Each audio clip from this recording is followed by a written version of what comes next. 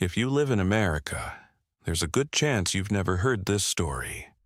But in one small town, on one ordinary night, an entire family lost 5 children in front of witnesses, and to this day, nobody has ever explained what really happened.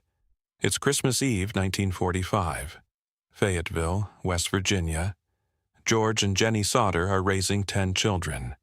George is a hardworking businessman, successful, well-known in town and outspoken. That detail matters later. That night, the family has a quiet Christmas Eve at home. The younger kids stay up late playing with new toys. Around midnight, everyone finally goes to bed.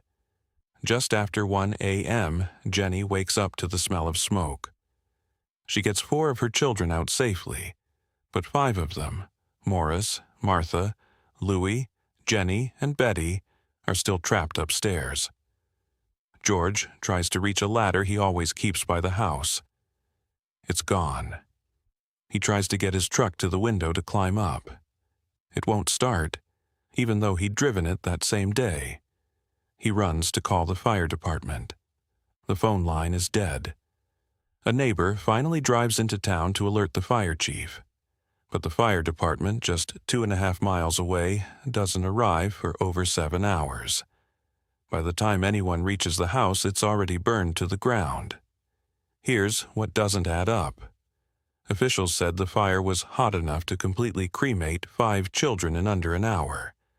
But when investigators searched the ashes, they found no bones, no skulls, no remains at all.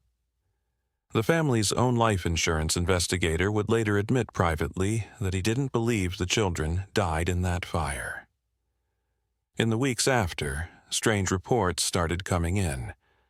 A woman running a tourist stop said she served breakfast to several children that matched the Sodder kids' description, driven by a car with out-of-state plates, hours after the fire was reported. Another witness claimed to have seen the children being watched from a passing car the night of the fire, before anyone smelled smoke. The Sodders never accepted the official story. They believed their children were alive. George and Jenny put up a billboard on the highway just outside town, offering a reward for any information. It stayed up for over 40 years. Then, in 1968, 23 years after the fire, Jenny received an envelope in the mail.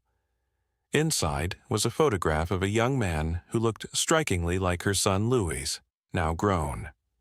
On the back, a cryptic, unsigned message. The family hired a private investigator. The trail went cold. No name, no address, no answers. To this day, no remains were ever found. No official explanation was ever confirmed. The case was never solved. The Sodder family spent the rest of their lives waiting for a phone call that never came. The billboard finally came down in 1989, after Jenny herself had passed away. This happened in America, and almost no one talks about it. If stories like this stay with you the way they stay with me, subscribe, because there are dozens more cases exactly like this one still waiting to be told.